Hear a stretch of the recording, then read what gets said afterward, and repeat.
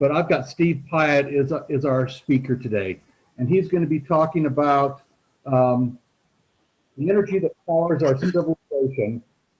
And as a little bit of background, Steve has his BS Masters and Doctor of Science from MIT, and he worked at the Idaho National Laboratory for 32 years and has been retired now for 7 years. And so without further ado, I will hand it over to Steve then. And I think it'll be fascinating to see what he's going to talk about. So, and how do you want to do questions, Joe? Thank you. Why don't we wait until the end to do questions? And if it's all right with you, I would say, why don't we go ahead and mute everyone except for Steve. And Alan, I believe you can do that. I guess if we all could, well, maybe have Alan do that. Okay, I've muted everyone, and that includes Steve and Joel, and you have permission to unmute yourself. Okay, great. So every so often I go back to the energy picture and just where is energy coming from? Where is energy going? There are so many questions that we face as a society along those lines. And I thought I'd put together a talk. I've given it before to one group. And I wanted to share with you what I've come up with, and then let's discuss and see what people think it all means. Now, all the numbers I'm going to give you are from a single source. I'll tell you what that is in a minute, and they will apply to the United States. We're going to start the talk actually in Kenya. 2 years ago, I had the privilege of visiting Kenya, and in particular, a village in southern Kenya that is, I'm going to call it fairly unindustrialized. This is one part of the little village enclosure. These are mud and grass and other ingredients. They move every year or two, and this is close to as primitive as people live outside perhaps the Amazon jungle or the Indonesian jungle. And I wanted to show you, even there, energy. Excuse me just a minute. Steve, could you share that screen with us, please? That's what you see it right next to my face. Yeah, but if you would share it, it would be on my whole computer and not just a little picture with 16 other people. Oh, well, you can fix that by picking speaker view on your computer. Or Joel. So go up on the upper right-hand corner of your computer and there'll be a little thing that says view, and then hit speaker view, and then that will show that for you. And I just hit spotlight for everyone, so that should have done it for you. Yeah, so it's got to be done on your computer. We can't do that for you. Sure, got it. You got it? Yes, sir. Okay. So we're in Kenya. Now I'm going to point out a couple of things that I saw. You see the red circle? I'll have more red ovals and so forth. There's a tire. Well, that's modern civilization, even though this is a primitive village. And on the roof of one of these things, I happened to spot, when I was looking at the photograph quite a bit later, there's a discarded cell phone. And indeed, while I was there, they asked me if I had WhatsApp on my cell phone, and I had the cell phone with me. So, again, primitive village, modern civilization, and modern energy.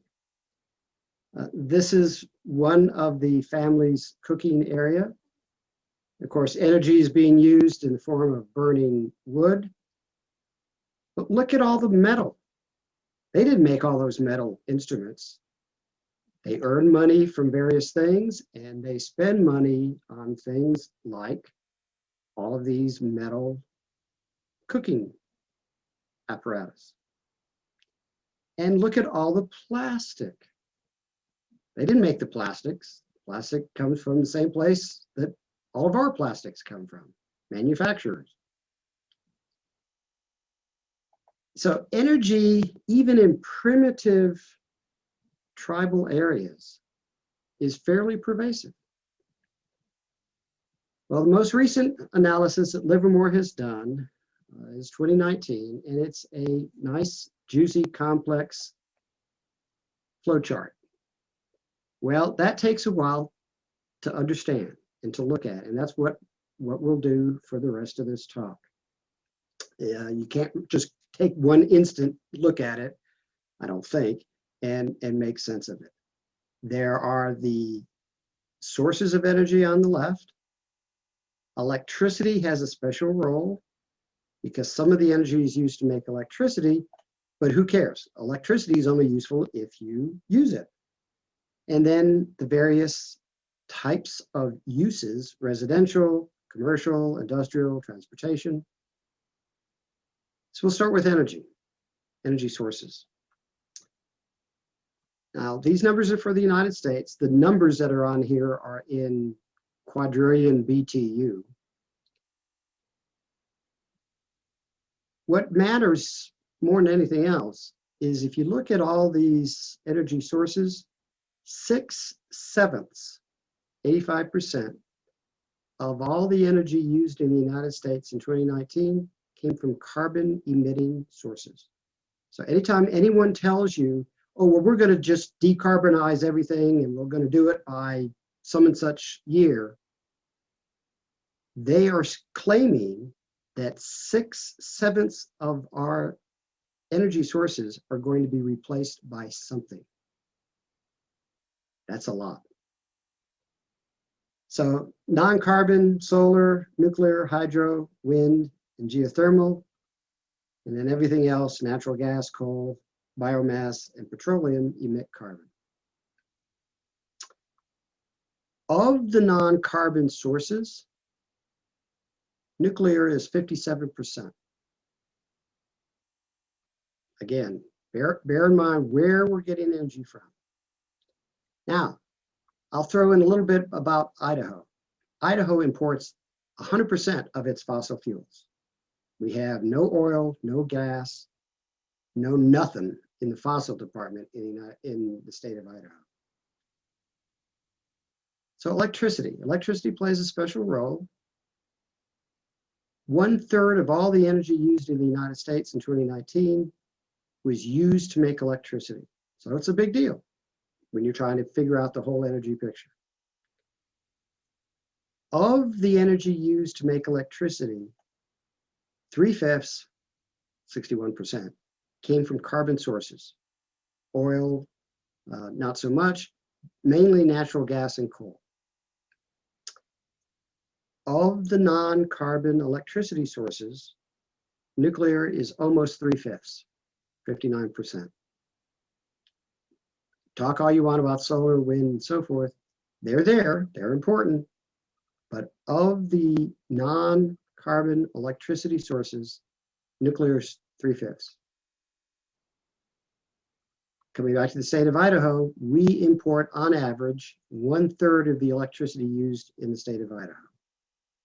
We generate quite a bit of electricity in the state of Idaho from hydro, some from wind, but that's a tiny fraction geothermal.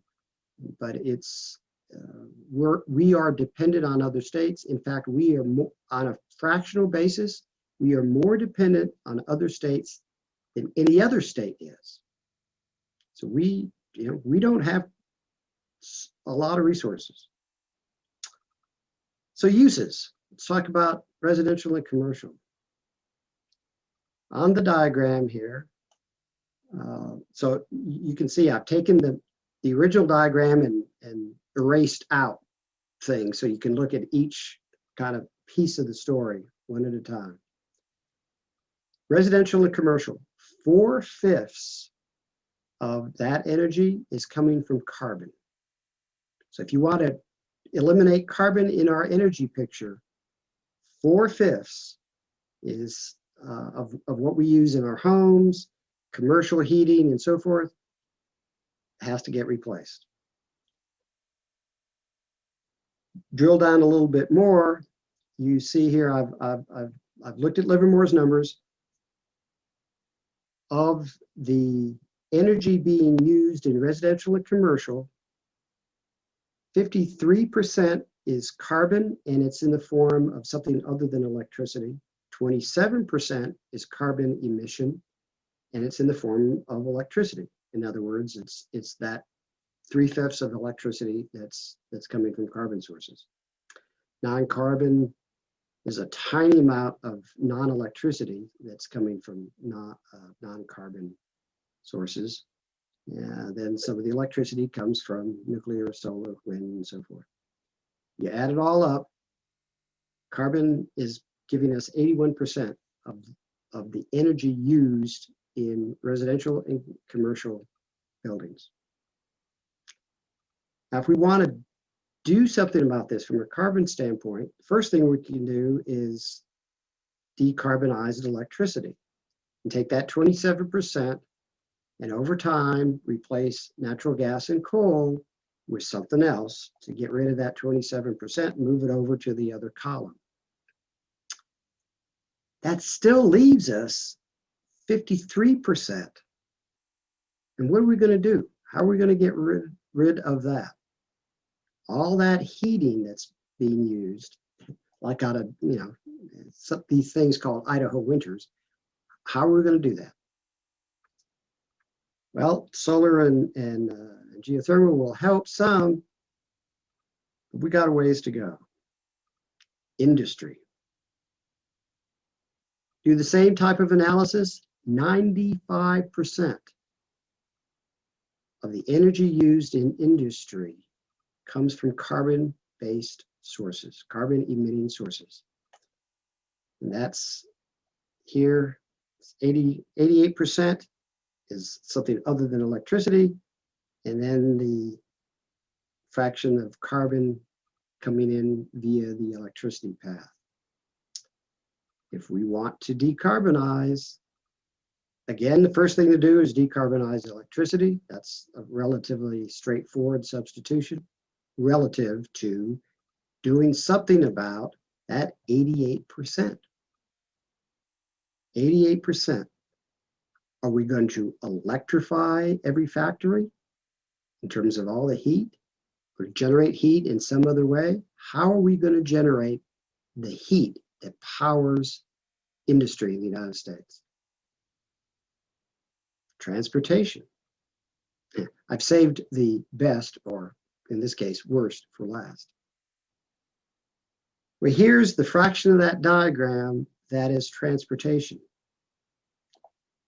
Well, there's this itty bitty tiny amount of electricity coming into transportation, natural gas, biomass, and the bulk is naturally petroleum.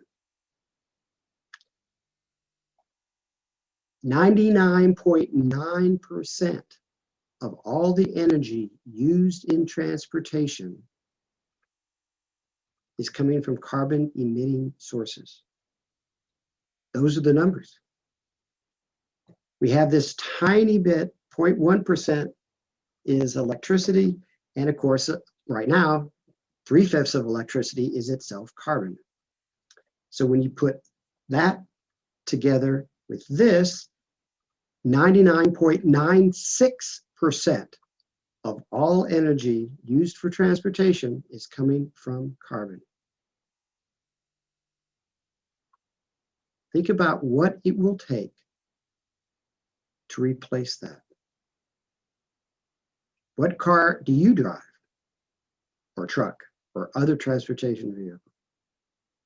If we're going to do something about 99.96%, that means, in effect, total changeover of the entire US transportation system. All of it. Electrify, that's going to take time. It's going to take effort. But I don't know of any other strategy. So in summary, 6/7 of the energy used in the United States is coming from carbon. 1/3 of that total energy goes into making electricity. 2/3, therefore, is doing other things. It's heat, engines, and so forth. And Idaho is an energy pauper. We need to decarbonize electricity using everything other than carbon-based sources. We should not be having arguments about nuclear versus solar versus wind. We need all of it. That is as much of any of those things as we can. Electrify, but then we're going to have to face some really tough issues about industry and transportation. It is not at all obvious. People have been studying this for decades, and it is not at all obvious how to decarbonize all of these other ways that we use electricity. And Idaho, again, comes out on the short end of the stick. We need to generate more electricity. So that's the end of what I wanted to kind of toss out for discussion. There's all kinds of information out there on energy, and has been, of course, for who knows how many decades. But it's really easy to stand up and say, oh, well, we need to do this, we need to do that. But when you look at the numbers, I find it daunting. People have been attacking this. And in the last several decades, the really two big changes that have happened in the US energy picture since I first took a graduate course on it in 1980. One is that a huge amount of carbon electricity from coal has been replaced with less intensive carbon emissions from natural gas. That is one serious change. It's an improvement. How much of improvement depends on how much you think natural gas is leaked to the atmosphere before it's burned.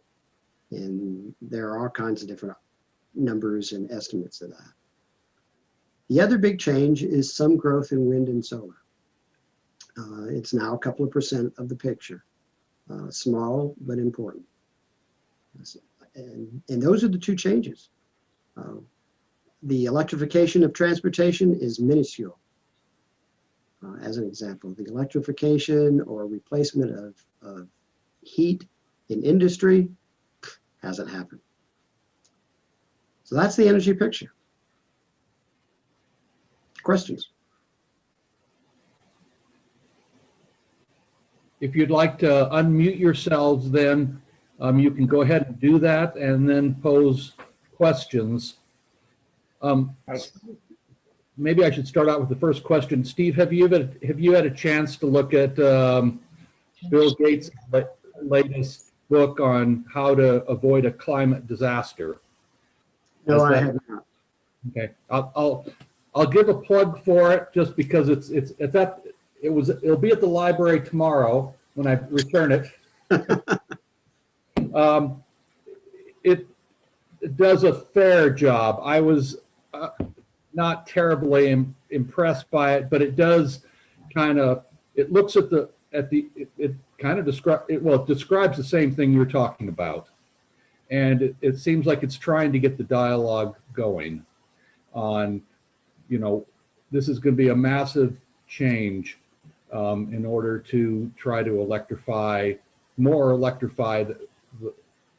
the country and then the world, and it's a massive problem. And one of the things that when I read the reviews about the book, it said one of the issues is he basically says, I'm not a policy person and I'm not political, so I'm not really going to talk about that very much. and I thought, well, you just left 4/5 of the problem out of this issue, and that's one of the major problems, is even a recognition that it's a problem that's coming up. And being a geologist, you know, first thing we learned about was climate change and that sort of thing over, you know, from snowball Earth to, you know, the Mississippian, Pennsylvanian 200 million years ago when the carbon dioxide levels were much higher than they are now. And the place was a swamp. They were growing ferns in Antarctica. So things change, and we've just been here for a short period of time, and we're lucky that we're in an interglacial period. And however, the evidence suggests that we are warming up, and it's that darn carbon dioxide, which we, you know, what do we do about that? So anyway, are there other questions people would like to ask? And you'll have to unmute yourself. I see most of you are muted, but. This is Larry. Can you hear me? Yes. Yes, Larry. Can't see you, but we can hear you. Well, I have to open up my laptop to have you see me. I suppose this is just basic thermodynamics, but we lose like 2/3 of the energy we use to waste heat. Seems like it's an area that'd be nice to be able to do something with. If you don't have to waste it, you could use it. Any work on that? Or There's been work on that for decades. And the 2/3, 1/3 number, and it varies a little bit here and there, but you're referring to the electricity part of this. If I burn coal to make steel, I'm using a pretty good fraction of that heat to accomplish whatever it is I want to do. If I'm burning coal or anything else to make electricity, then yes, 2/3. So there are efforts here and there to co-locate facilities so that the waste heat from electricity generation gets used for something useful. It's tricky. There's some effort to do so. There's some. I think the Europeans in general are ahead of us. The last I checked. One of the complications is you often have different owners of different types of facilities. Another complication is different regulations. At the INL, as an example, there was a proposal, and every so often a repeat, of making hydrogen using heat from a reactor that would be based out at the site.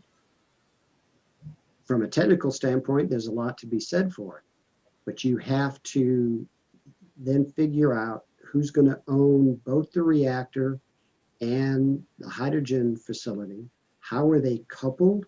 How do you make sure that this facility doesn't accidentally damage that facility or vice versa? So that means you don't put them exactly next door, but the further apart you put them, the more waste or more release of heat you've got. So there's been work on it. I think, again, I think the Europeans are probably ahead of us in that regard. I guess if I were to unplug on Gates again, I would say he does do a pretty good job of describing the overall problem. He puts it into one picture and he says there's basically 51 gigatons of carbon dioxide put into the air every year. And so we have to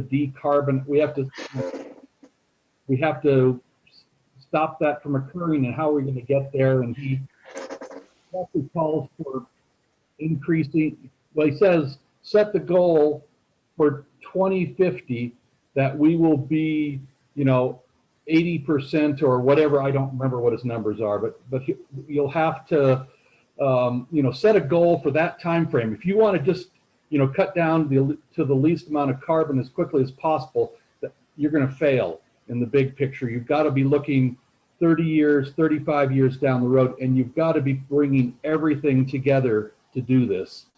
And you know, it sounds hopelessly optimistic to me, which is not a good thing.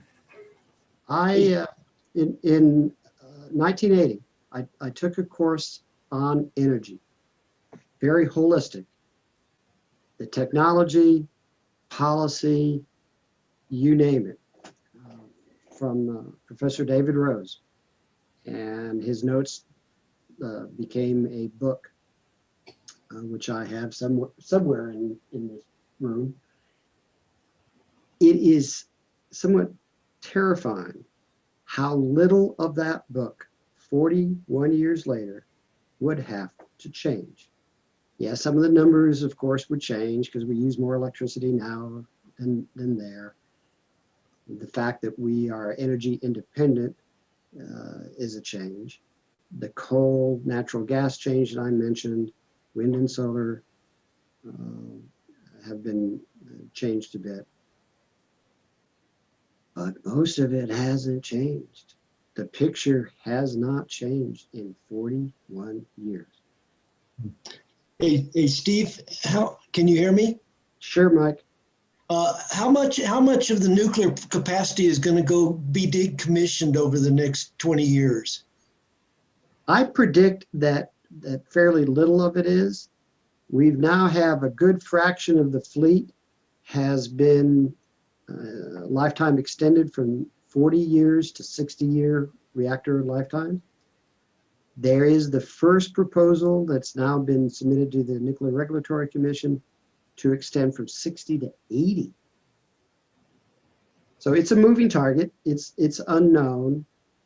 It will be driven probably more by politics, such as the Indian Point plant north of New York City, where the governor of New York has been doing everything possible to ensure that that gets shut down permanently. So in those states where the local politicians and the governor want to shut down the current plants, they'll get shut down. In other states, that won't happen. So I don't know. Well, there has been some move to start removing hydro plants along some of the major rivers in the northwest, northwest. That may decrease the hydro component also. Maybe it'll be balanced by new solar and wind, but you know, hydro is one of the major renewables that contributes in that sector. Yes. Representative Simpson's proposal to remove the 4 dams on the lower Snake River, which I personally support, that would require 1.5 of the proposed small modular reactor that's been proposed outside Idaho Falls. When you look at the numbers, that's a decent, good chunk of electricity that comes from those 4 dams. It's basically 1.5 reactors. If you want to take the next 4 dams out, which are on the Columbia, that is 4 times the first set of dams. So that means that's to quantify what you're talking about. That's a good chunk of electricity. Yeah, and a lot of it goes to Idaho. Yes. I had a comment. Mike Simpson proposing, what is Mike Simpson proposing to replace that with?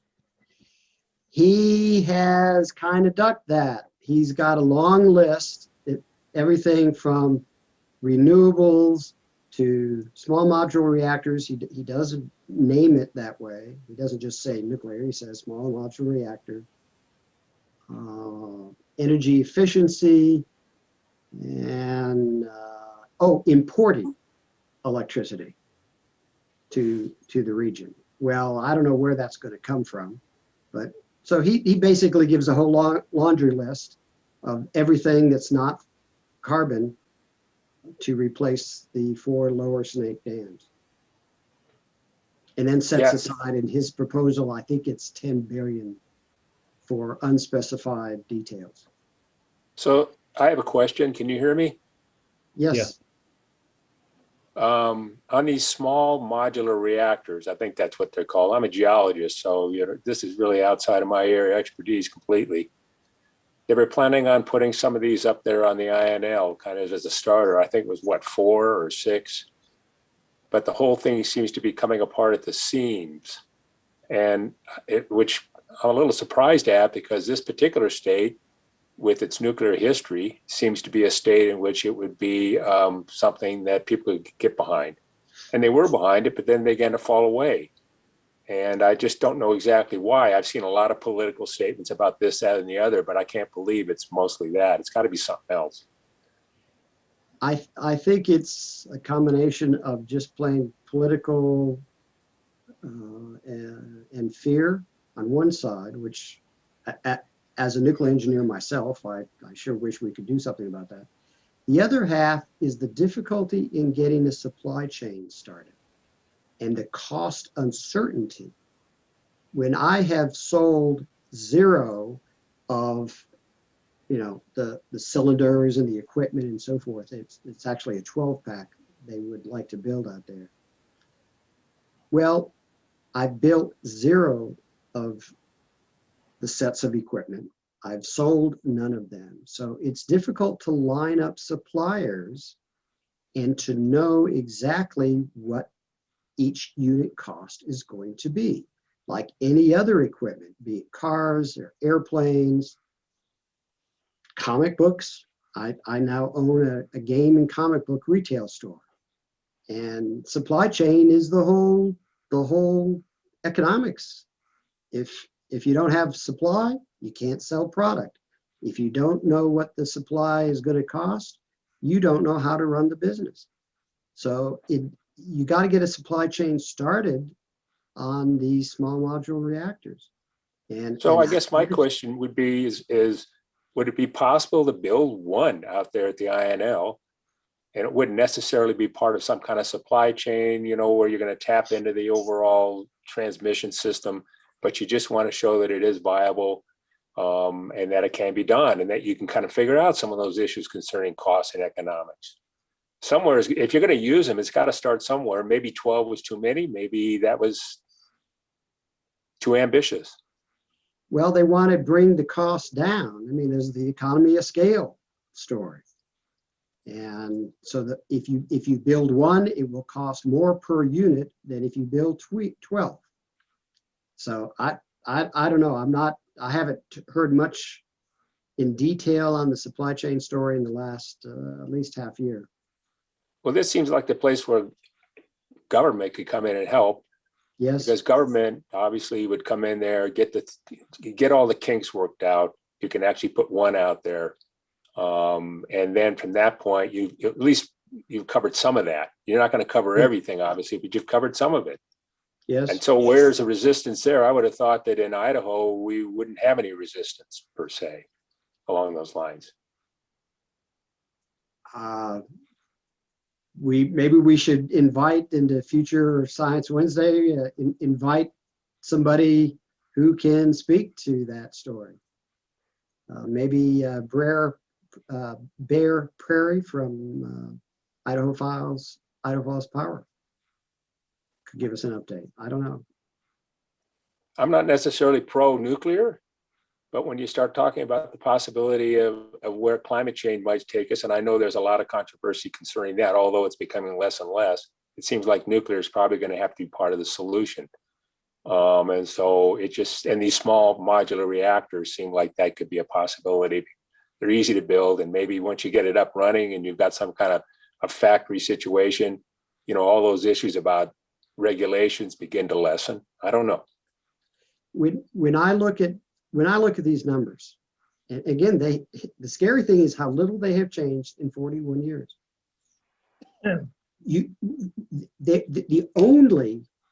The only approach is to push the buttons on every non-carbon option you have for electricity and for everything else.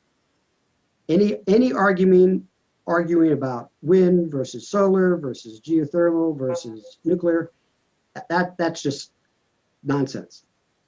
If you believe that that climate change is an issue. I believe it is an issue not as serious or as urgent as other people believe. But if you think we have to do something about it, you got to push every button you've got available and stop arguing about which ones. Well, I know there's two other issues that go along with carbon also that people don't really bring up. And one of them is pollution. I grew up in Los Angeles, and I actually have a lung condition that probably came about because I lived in LA during the 50s as a child. And then the other one is the oil supply lines. We spend a huge amount of money from a security and a military point of view, keeping those oil supply lines open. And I was in the petroleum industry, and people say, well, why can't we just produce all our oil here and not worry about the rest of the world? Well, it doesn't work that way, as we all know. It's a worldwide market, and what happens in the world concerning petroleum affects us here. And I do know oil companies don't want to have a real low price they sell in the United States while somebody over in Europe is getting 3 times that. It just doesn't work that way. Right. So those are the other two issues also, you know, that are a reasonable reason for moving away from carbon, particularly petroleum. But like you say, I believe it's intractable almost, possibly. As the old saying goes, it's like herding cats. The thing about cats is at least I can count them on a lot of this stuff. I don't even know what I'm trying to account, what I'm trying to do. I don't know where they are. Keith. Steve, the pictures from Kenya, were there any propane containers in the villages you went to? No, I went to 2 different villages and did not see propane anywhere. When I was in Africa, in Morocco, and in Peru, the city were, or the city, that were off the grid had this supply chain of a big truck would bring a bunch of propane containers in and drop them off to the various people. But to me, that's a particularly fragile supply chain, and I'm surprised that they weren't in the Kenyan villages. So. Well, they could have, hidden them behind something that we, never see them. We were at each village maybe an hour or so. We were mostly interested in the people. It was a fascinating experience, both central Kenya and southern Kenya. Just absolutely wonderful time with those folks. Very, very memorable. So, Steve, what do you think it would take the United States to get off the dime, basically? We've been frittering away our time for the past 40 years and not invest in the infrastructure to do this. And what do you think it'll take? I thought that when New Orleans got drowned, that we would do something in response, and what was done was basically, oh well, that's it. Same thing, Puerto Rico. Oh well. Just build it back the way it was. I know in New Orleans, my daughter's 18th birthday, first day on college campus, and Katrina evacuation day were all the same day. She'll never forget that. Yeah. New Orleans has essentially been rebuilt the way it was. And there's a huge amount of inertia, of course. And one of the issues is there was a proposal to not rebuild the lower Ninth Ward in New Orleans, which is the lowest part of the city, and therefore the most damaged. Well, that area is very heavily Black. So the proposal that those residents be relocated at government expense, but the idea that that community would be relocated was attacked as racist. And all attempts to do something about the most vulnerable part of the city died. The way David Rose talked about the energy part of this 40 years ago, is he talks in terms of time scale. He walked us through, you know, how long is the average car on the road? How long is the average building around, et cetera, et cetera, et cetera. And all of these different time scales. And then he contrasts that with the political time scale, which is at best the next election. And the business cycle of the next quarterly report or the next annual stockholder meeting. When you walk through that exercise, you have an immense disconnect between the political and corporate timescales and the timescales necessary to do something about any of these energy infrastructure sorts of issues. I can't build a nuclear power plant in one presidential administration. I can't build the Keystone XL pipeline in one presidential administration. That means anything that would impact any significant part of the energy story is something that one has to somehow create a bipartisan approach so that it survives from one political presidential administration to the next. And we have not been able to do that. Every time we change somebody in the White House or we change Congress, then any momentum that's gotten built up on any of this part, I don't care what part of it is, the momentum basically crashes. I guess the way I look at it, and probably kind of naively, I think that the private sector is starting to change for whatever reason. Like GM said that by the year 2035, they're going to be all electric. Whether that happens or not, I don't know. I also believe that it might not be the United States. It might actually be European countries and maybe more importantly, China. And even though we look at China, obviously, and it's got all its issues, I think they really would like to go low or no carbon. And they kind of have a political system, a dictatorship, if you will, where they can maybe foresee issues. So it could be that the United States just gets pulled along kind of behind somehow on this because of the way our political system works. I don't know. It might be. Five years ago, I had the privilege of visiting India. India is in a huge population growth. In a few years, it will surpass China. It is in a huge industrialization and electrification process. I mean, they're building everything they can as fast as they have the resources to do. You talk about pollution, go to Delhi. If you want air pollution, oh, what a smell. The water, the land, the air in parts of India are atrocious. They have serious difficulties and they know it. They're doing something about it. So you may well be right. One of my friends years and years ago said, the United States is cursed by having too many energy options, and therefore we screw them all up. And that was true, I think it was probably 30 years ago that I heard that. It was true then, and it certainly seems to be true now.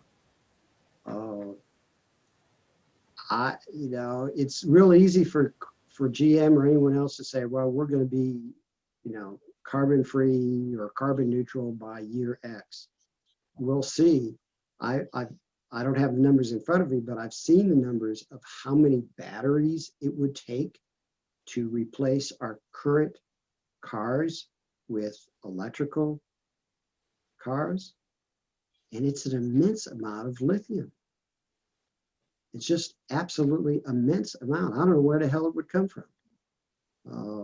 And how many people would be killed and harmed in the mining and processing of all that material. mean, for 10 years, I've driven a traditional hybrid car. And I've decided this year I will buy a plug-in hybrid. I'd like to drive long distances, so a full electric vehicle just doesn't work for me. But you know, how quickly can we replace every petroleum car on the streets? I think one of the major processes of getting a grip on this energy problem is efficiency. We now have, most of our houses are quite efficient. Most of our cars are much more efficient, but there's many things that are not efficient in any way, such as one person in a car to go downtown for 10 minutes, when there could be a bus system that would be electric or gasoline that would haul 20 or 30 people. And I see just down the road from where I am, trains going by that are 3 miles long, full of cargo from some port, and they're going to somewhere in the States and coming back, loading back and forth. 4 or 5 trains go by in a half hour. Very efficient. I saw an ad that said the efficiency of these trains is 1 gallon of fuel hauls a train load of cargo a mile a gallon for a bunch of locomotives pulling freight. Maybe it's over flat ground like right here, but there's much more efficient ways to go. When I was in Europe, we rode around on trains that were electric, that were full of people.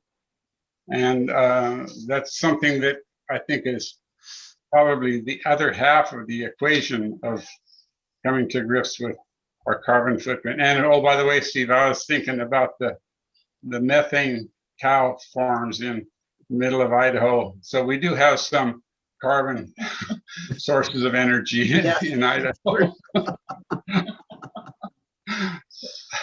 But the efficiency of trains, and we abandon train lines and rip them out and turn them into bicycle paths. That's great for recreation, but it's not great for carbon and for energy.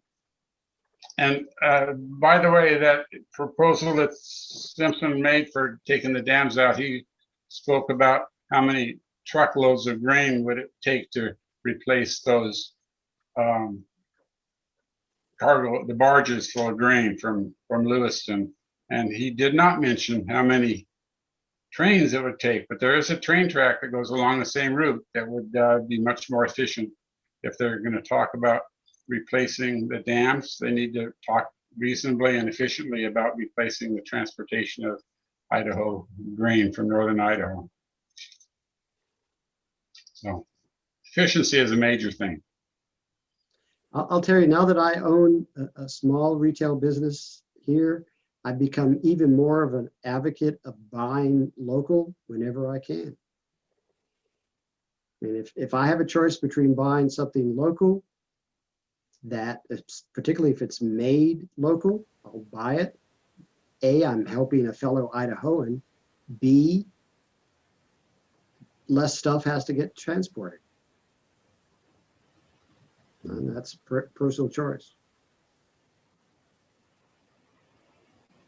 Steve, have you seen any other books or anything that are kind of describing where we're at this time? The Bill Gates is kind of the one that's in the press right now, and it you know, I guess I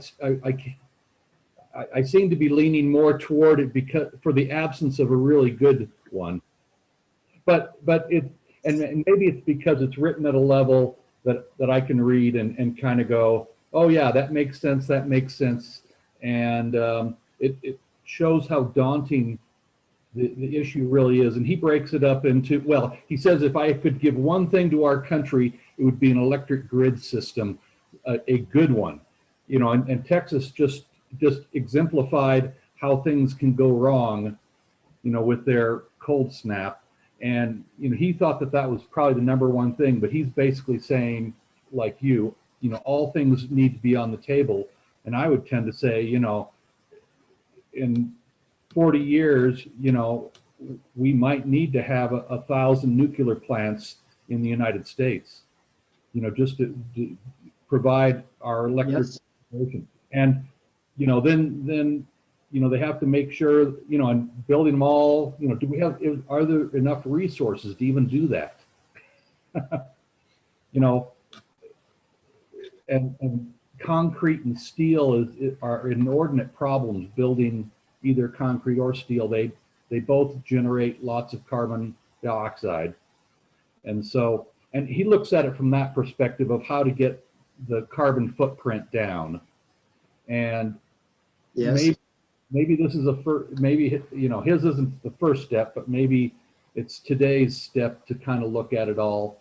And, I can see that the thing that's holding this back, he looks at as a technocrat's viewpoint, but I would tend to say it's the politics that really are the thing that are, as you indicated, is really the big problem. Because if the politics are just swinging back and forth like a pendulum and they're not going to do anything, I think the word doomed comes to mind. And of course, we'll be dead, but that our children and our children's children are going, they're depending on us to head in the right direction. And it seems like, I understand that the next thing is going to be infrastructure. That's going to be the next emphasis after the quote COVID relief. And, there's something to be said for that, I guess. And whether it's done, one of the things he does say is he says, start looking at politics locally to start pushing people in the right direction. I know my kids, frankly, my daughter in particular, she says, what about my kids? She's kind of not quite panicked, but, she can deal with COVID, but the global warming and acidification of the oceans and all the other things, the pollution and that sort of thing, that's a big concern. We have to have a habitable planet. I remember looking back at the first pictures that came of what was it called, Earthrise or something like that, the pictures from the moon, Apollo 8. Apollo 8, and the first thing I noticed on the picture, other than it was gorgeous for our planet, I realized that our atmosphere was so thin that I could not even see it. And it wasn't until, they could get up and, they took things from Skylab or whatever, the photographs from that thing. You realize it's just this terribly thin layer. And that's where we live. That's our only spot, And I realized at that point, and that was probably 70s, that we weren't doing so well and we need to do better. One thing I would point out is that, for nuclear to become to be 1,000 nuclear plants, one thing we're going to have to deal with, even though it's a small amount, is the nuclear waste. Because what's happened to really limit is nobody wants to store that material in their backyard. And until somebody's willing to accept that, even though all the nuclear fuel might fill up a football field that we burned already, it's still no place to go. It's sitting on a lot of plant properties in cold storage. And until we can find a way, somebody's willing to accept that, that's one of the biggest challenges I think nuclear faces. I agree, but there's technical solutions and we know what they are. There's nothing new there. It is politics. It is simply politics, and which is itself driven by fear. Yeah. The problem in modern society, when I can put information out there and it spreads everywhere, rumors can go faster or as fast as the speed of light, and truth takes a whole lot longer. It is easy and politically expedient to induce fear. It is much tougher. The sociology, the psychiatrist types, they've known this for decades. It's far easier to induce fear than to resolve fear. Whether it's pipeline, nuclear power plant, you name it, the underlying social science is the same. And so we end up with little action. I wish I had a magic answer. Of course, if I had a magic answer, that means somebody smarter than me would have already thought of it, and we'd be solving these problems, but they're not easy. I really have to stress, in 40 years since I took that class, how little the picture truly has changed. It's just a handful of things: coal to natural gas, U.S. oil independence, and a tiny amount of wind and solar. That's it. Yeah. 40 years. Well, are there any other comments at this particular point? Anyone else want to say anything? Are we? The only thing I'll say is that if you read any of Jared Diamond's books, the only way things change is by collapsing. That's not a very uplifting message, is it? He's got a new book out that came out, I guess, last year, that Upheaval or something. I haven't read it yet. I've read his other ones. Okay. Well, we don't have anything set up for 2 weeks from now. Right at this particular point, we'll be working on that. What we'll do is we'll keep you informed as to when the next class is. Did that work okay for you guys to go out that way? Yep. Okay. So we'll be looking for topics and getting things lined up, and we will contact you as we get closer.